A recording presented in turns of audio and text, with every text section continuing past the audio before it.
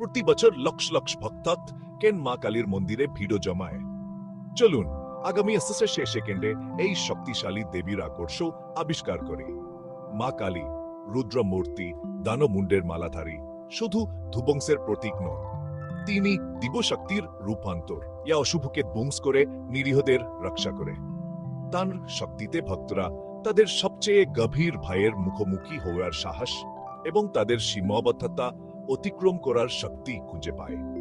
সমগ্র বাংলায় এবং তারও বাইরে তার উৎসবগুলি অত্যন্ত আবেগ এবং গভীর শ্রদ্ধার সাথে পালিত হয়। ইয়া একটি গভীর সাংস্কৃতিক ও আধ্যাত্মিক ইতিহাসের প্রতীক। তার গল্প ও শিক্ষা অন্বেষণ করতে করতে আমরা চিরন্তন জন খুঁজে পাই, ইয়া যুগ ধরে এবং বিভিন্ন সংস্কৃতিতে প্রতিধ্বনিত হয়। দিব্য শক্তি মা কালী আমাদেরকে আমাদের অভ্যন্তরীণ শক্তিকে আলিঙ্গন করতে এবং ধার্মিকতা ও সত্যের পথ গড়ে তুলতে আহ্বান জানান।